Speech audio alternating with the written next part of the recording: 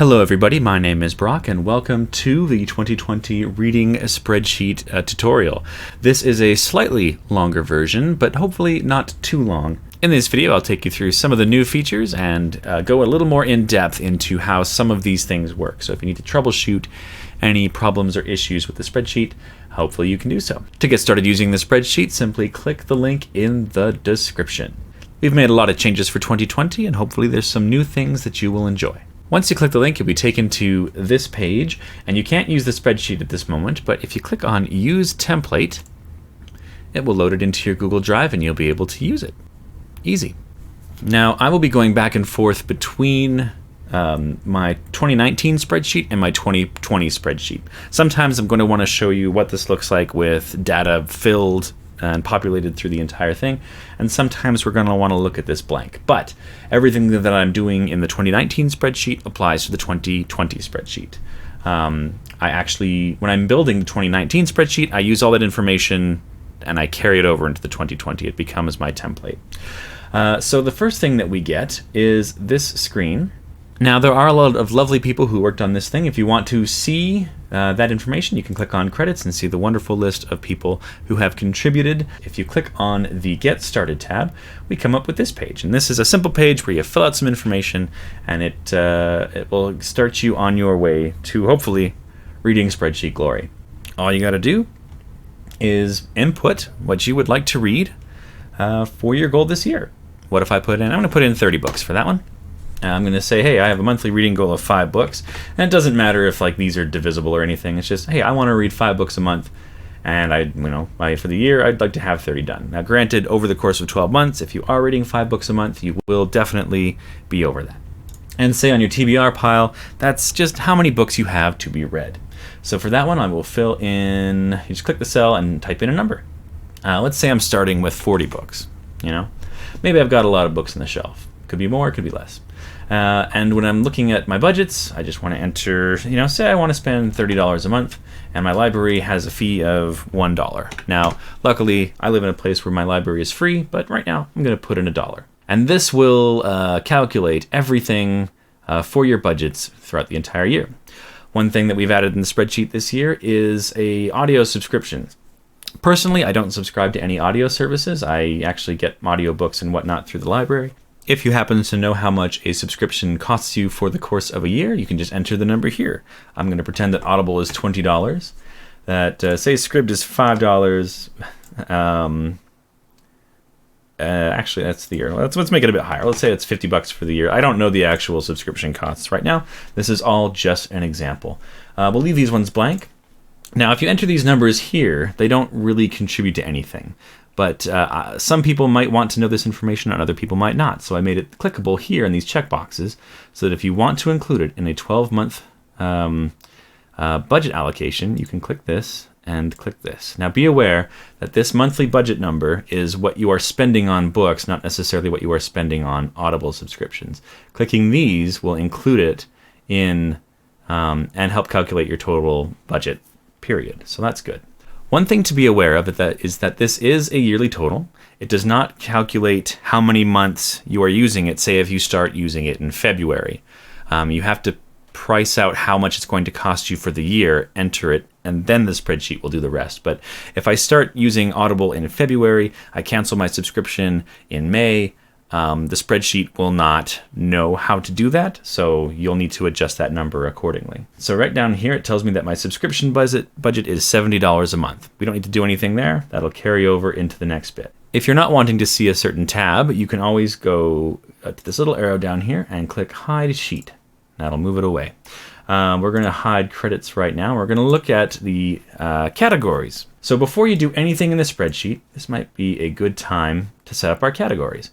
Right now, for publishers, I have set it up with the big 5 publishers. You can change this to any independent small press or other presses that are subsidiaries of these 5 publishers. You can add as many categories as you want under these things. So if I have another publisher, I know that Tor is a publisher, Orbit Books is a publisher, I can just start typing those in. And these will later show up as options in our spreadsheet.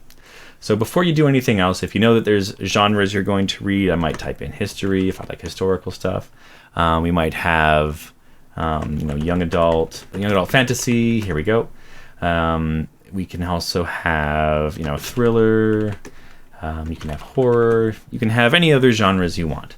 And for all of these categories, you can add as much as you need to up until the blue line. After this little blue cell here, you'll be kind of on your own for creating new cells and data. But you should have a lot of flexibility in being able to add stuff up until the blue line. And I've tried to add as much as I can for people. For certain things like length, there aren't as many options, so I didn't create as many. But you can still add a couple if you need them.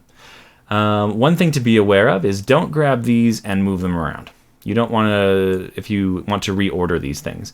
It's better to delete the options you don't want and then start entering the new things you do want. So if I didn't want any of the big 5 publishers, I could start doing that. Once you've got your categories set up, you can click Hide Sheet. And if you ever need to come back to something to add it later, you can always click on this little thing down here, All Sheets, and go down to Categories. And then it'll bring it back. But right now we're going to hide this sheet. If we need it later, we'll use it. And so we come to Acquisitions. Acquisitions is where you input the books and information about the books that you have either borrowed or bought from libraries and stores.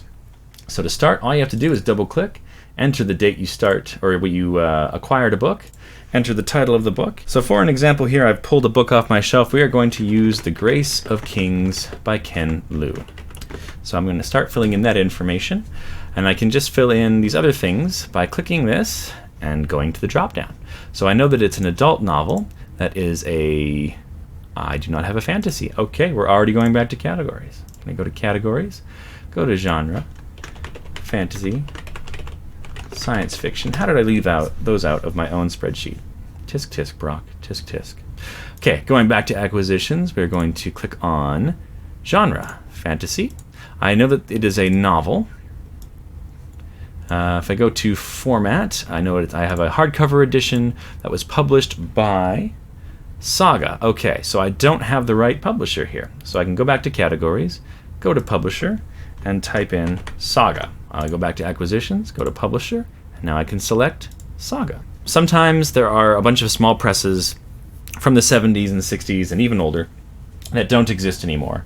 And it can be quite cumbersome to keep entering publishers if there's only one novel of a really old vintage press that you're not reading.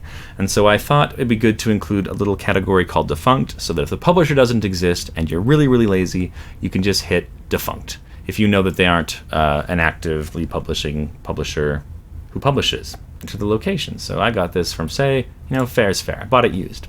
I can say it was a physical copy. If you got it from the library or an audiobook service, you can just select digital. This was I'm going to say I bought this. And I got it, let's just say I got it used. Yeah. And I got it for a cost of, say, $5, but I know that one of the stores that I shop at, or if I bought it brand new, I can enter the list price as well. And I knew it was like $34 for the hardcover. So it already tells me, hey, you got a savings of $29. This is all subjective. It doesn't actually, you don't need to fill this number in if you don't want to. You can just leave it blank. It doesn't matter. This just calculates some stuff for an estimated savings tab. And then if you eventually end up reading the book, you can just click down here and mark read.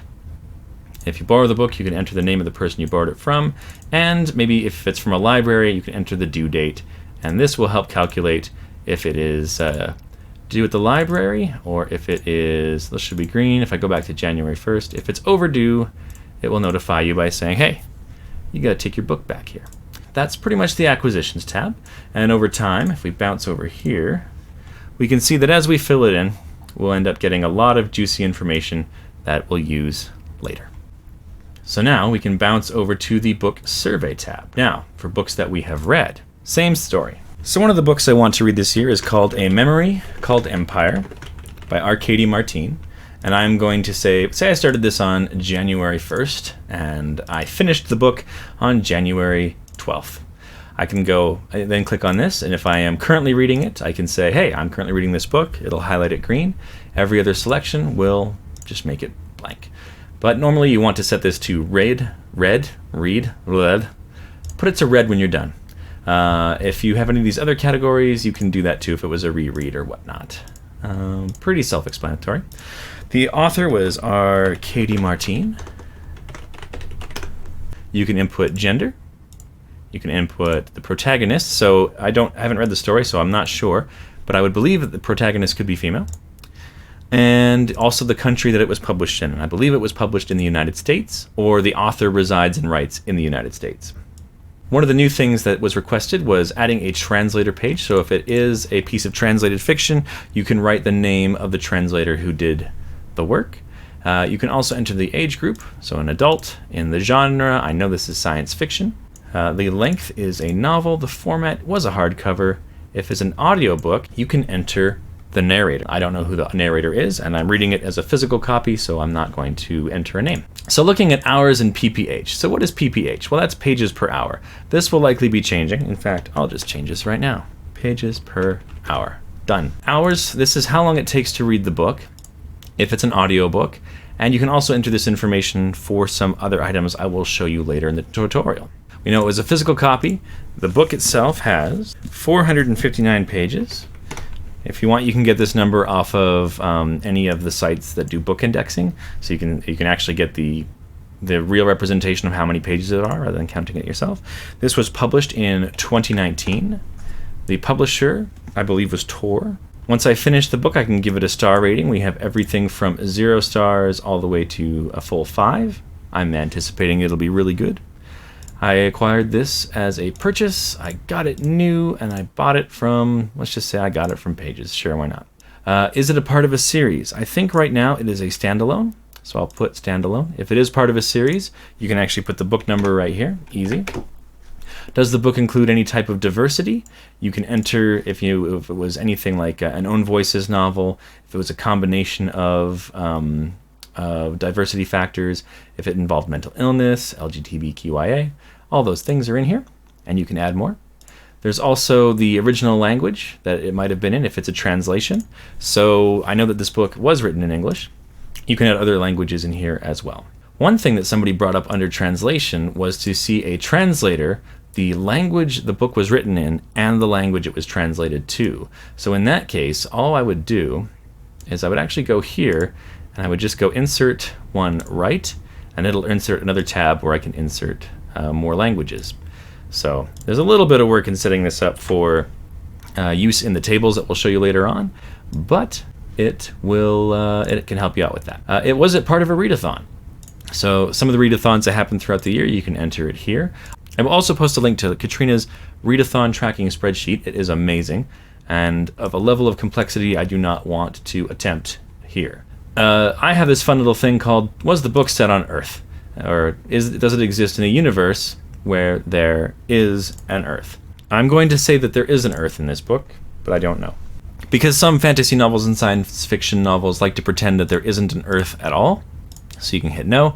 Or sometimes they might have conversation or dialogue that hints that there is an Earth, but they never confirm it. So maybe?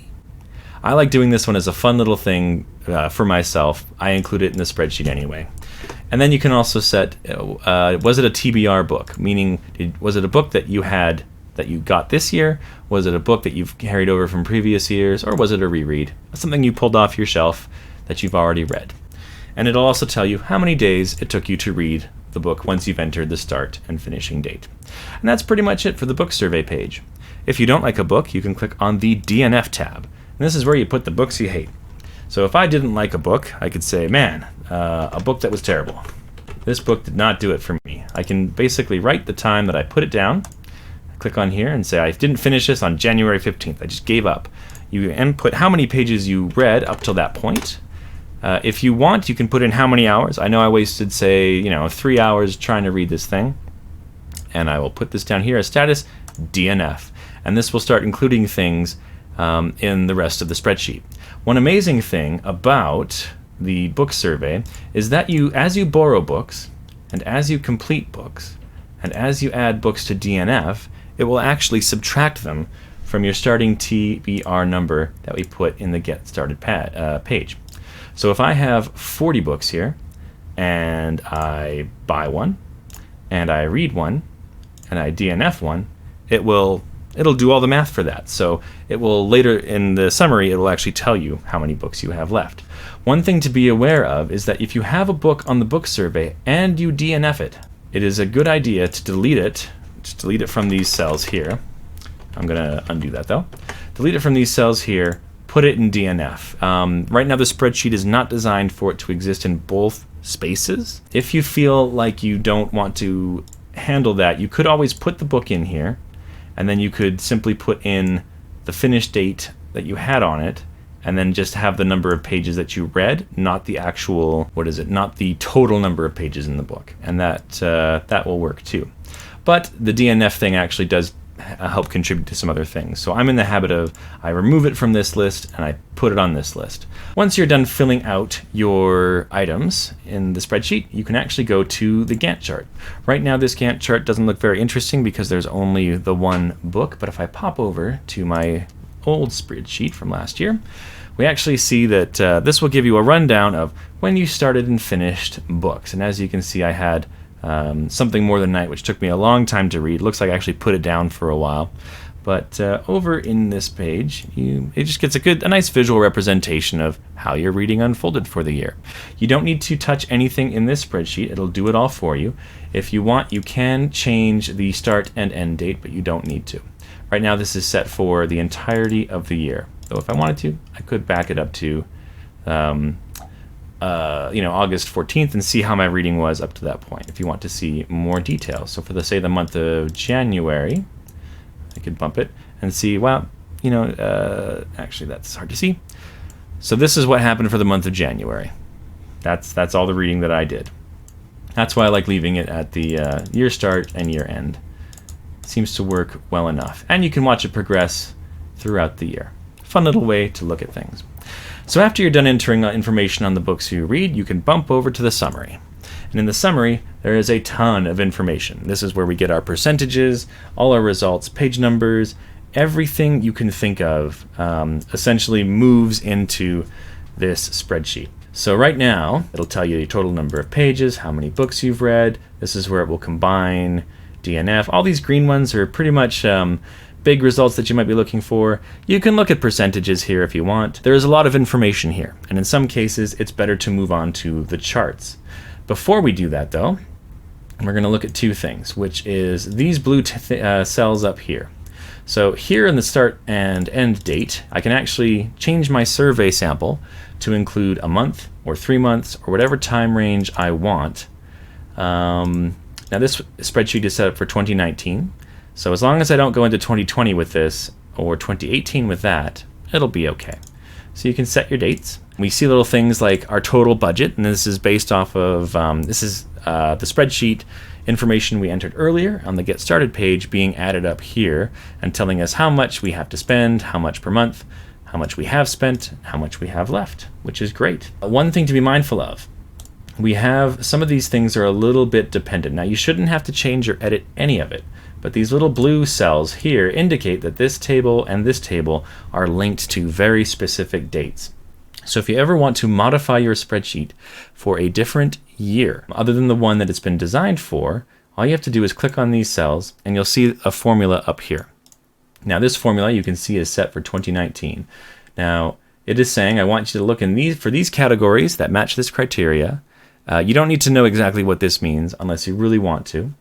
But this is just the search parameters that it's looking for, saying, hey, look at this category on the book survey and look within this date range, and the date range being this and this. So because this is a monthly breakdown, it's looking for January 1st, 2019, and it's going to keep looking until January 31st, 2019. And it's the same for all these cells in this particular table. So if you ever want to change this to a different year, for example 2020, all you have to do is go into here and type in 2020 instead of 2019. As long as the start date and end date say 2020, you can change it for 2020.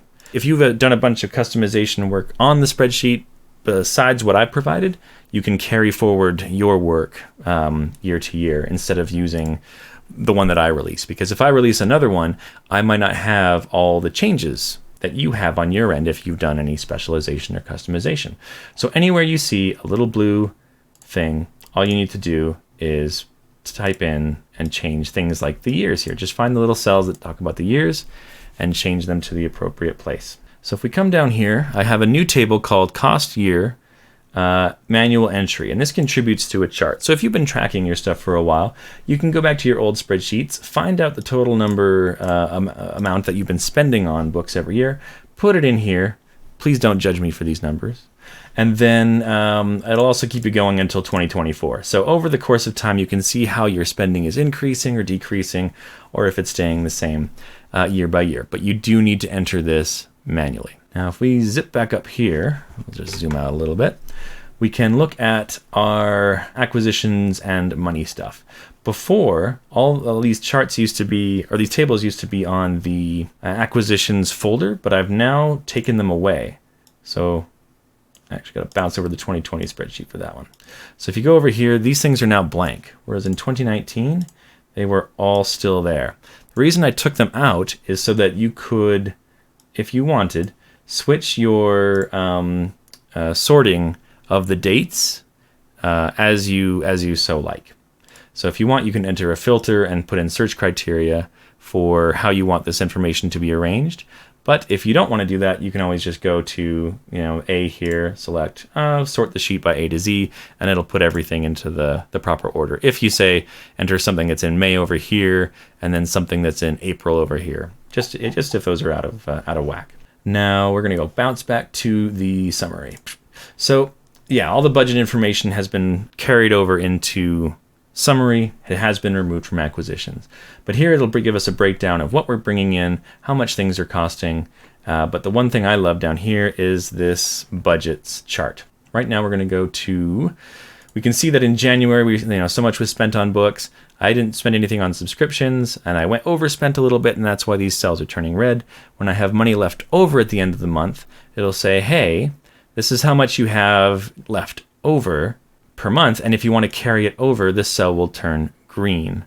So that means, I have $12.08 I can carry over to next month if you feel like doing that. If you don't want to do that, just ignore this entirely and then just go by the remaining each month. If you want to reset your spending every month, where it's like if you do not spend that money, that is it. It goes unspent. If you do want to have a total cumulative amount, you can go by these. So monthly spending. This will give you a total amount for the year and say, well, you spent this much this year, and this is how much you have. And I'm very happy because I was under budget this year by a little bit. So we also see that down here, you do need to change the dates for anywhere in these cells. Actually, it should just be monthly spending here. So you will have to change the dates in these cells to update for certain years. The 2020 spreadsheet is ready to go, and the same for here. But once you've entered all this information under the acquisitions and book survey, you can then go to the charts and see all the fun stuff as beautiful, beautiful charts. So under the chart, we get all of our results for books that were consumed and books that were acquired either through purchase or by lending. I have a hours of reading chart that is kind of new. It was one thing that I was experimenting with last year, but wasn't able to see results until now, to say how much time did I spend reading versus listening to audiobooks. And I've estimated about 229 for physical reading and 82.75 hours of listening to audiobooks. Now, I do listen to audiobooks at a slightly higher speed than the regular. I listen to it at 1.25 instead of the 1 or 1.5. So this number won't be entirely accurate. This is all based off of the length of the audiobook itself, but you can change that under the book survey and entering the number of hours based on a book, if you so time yourself or use a reading app. All this is pretty self-explanatory. There's titles and numbers for everything, and you can go ooh and ah and wonder about what it is you are, wonder it is that you're doing. Like things like, I'm not reading very internationally. I'm pretty much reading 3 English-speaking countries. That was my reading for this year. Woohoo. Look, this is English. All of my books were in English. Nothing was translated. So that chart, look at that. That's boring.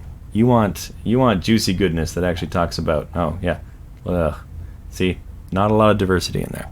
Now, this is one that'll tell you, hey, this is how many books I bought or was lent, and this is how many books I read. And if this number is higher, it means you're generally reading more than you are acquiring. But you can see there's some places where that's not necessarily true. So if we move into publishers, we get a good breakdown of a few different things. Things like the publishers that we were reading. This will give you the whole breakdown of everything. On the book from what you acquired, I'm buying a lot of books from Tor. I'm consuming a lot of books from Tor. Actually, that looks pretty even across the board there. Nice. Authors, if you've read more than one author, it'll actually count that for you, so you can see which authors are you consuming the most. And then it'll tell you the country of origin for a lot of what you are reading, including translator. Now, because I didn't have any translated works that I read, these all came in as, well, nothing. But there'll be stuff there if you read translated fiction. Bumping over to series. Now, this is a tab where you can track the series that you are reading. You fill it out the same way as the other forms, as like the book survey and acquisitions. So you can type the name of the series, the author of the series, the gender of the author. Now, these don't contribute to charts in any way. This is mostly just for your personal record keeping. So if you add things like complete and caught up, it does not contribute to very many charts. Series status and your status are the only things that really contribute to that. There's a couple tables that give you some numbers, but aside from that, this is mostly on its own. If you're wanting to remember the name of the next book and don't want to forget, you can write it down here. You can also write the number of books that are in that series, which one you last finished, and if you own the book, you can just type in yes, and it will switch to green saying, hey, this is a book that you own. Maybe you want to pick that up and read it someday. Or if you can get it from any of these other services like an audiobook provider or from a library, and if you want to be mindful of the price, you can write the price in. So if you're trying to budget in and make sure you've got enough for when the book is released, you can do that. If you know when the next book will be published, you can double click on this cell and enter the date. If the book has been released, the cell will actually turn red, telling you that, hey, you should pay attention to this. There's a book that's come out. Maybe you're ready to read it. And then it'll give you percentages for how much you've completed of this series. In tandem with this is a great way to look at the series that you're reading, but if you are looking for new releases and books that you want to read, this is a wonderful tab to work in. So it's very simple. You just type in the name of the book that you're excited for, the author of that book, and then you can put in the release date. Now in this one, I've already got it all filled out. Granted, release dates can be added by double-clicking and entering a date. Very simple. If the book has been released, then it will turn green. If the book has not been released, then it's not. It's white. Now another thing we've got is the reading calculator. So if you want to actually monitor, is your reading speed going up or down at any course in the year? You can do that. I do know that certain books do read faster than others based on print size, the size of the page, how exciting the book may be, how quickly, how slow you're reading it, how fast you're comprehending it. If it's a dense novel, that speed can be slower. But this is something new I'm checking out for this year. So how do we calculate your pages per hour? Well, there's a bunch of different ways. One of the things is to use an app. There are a couple Android apps, as well as Bookly, which you can enter your reading sessions and have dates and times, and it'll give you a summary at the end and tell you how many pages per hour you were reading and all sorts of interesting stuff. But if you don't want to use that app because it has a ton of ads and you actually have to pay for it, and I find the costs a little high, you can actually go into the reading calculator, which is not on this screen. You can go to your reading calculator and do the same thing essentially. So if you have a date that you have a reading session, you can enter your reading session, say I read 20 pages and it took me 40 minutes of time. As long as you enter the total book pages of the book that you are reading, so if I know that this is a 500-page book, it'll give us two numbers down here in these blue tabs. And you can do this for other reading sessions. So I'm going to put in, say I read 40 pages and I did it over 120 minutes. Or then I read another 30 pages and that one took 50 minutes. I'll just put in these dates here. You don't really need to put in the dates. This is just so you can help keep track for yourself. And I'm going to keep adding dates. I read 10 pages, that took 20 minutes, and look what happened. This thing, pages read, turned 100 pages. Now 100 pages is what I've set as what I think is an accurate sample size. If you want, you can enter all of this for the book, every single reading session that you have. I don't want to be that detailed. I basically wanted to enter up to 100 pages and then forget it, and then never have to use this thing anymore. But I think I've got enough of a baseline that I can get an accurate number for here. So while it says that for a 500-page book, I'm reading about 26 pages per hour, and it'll take me 19 hours to finish that book. So as long as you have these two numbers, 19 and 26, you can pop over to the book survey, and in columns O and P, I can type in 19 hours and 26 pages. Now, if the book is an audiobook, and you can just say, well, the audiobook was 10 hours, so put in 10 hours. And say it was like a 400-page book, all you have to do is divide 400 by 10 and say, well, that was a 40-page book, or a 40-page per hour book, based on what the narrator was doing. If you didn't, you don't have to put that number in there if you don't want. I'm going to. And for the most part, if you don't want to do this, you can survey yourself in the reading calculator once, and then if you are so inclined, under book survey, just enter the same number if you don't really care. You can just go 40, 40, 40, 40. Say, oh, my reading speed never changed, until you survey yourself again. And if you don't really care about that, just leave it blank, and it won't affect anything. So when you have an audiobook, yeah, and it'll give you this little gray highlight. You can just enter the number of hours in the audiobook. If you listen to it at a faster speed, you can calculate that. There is a way.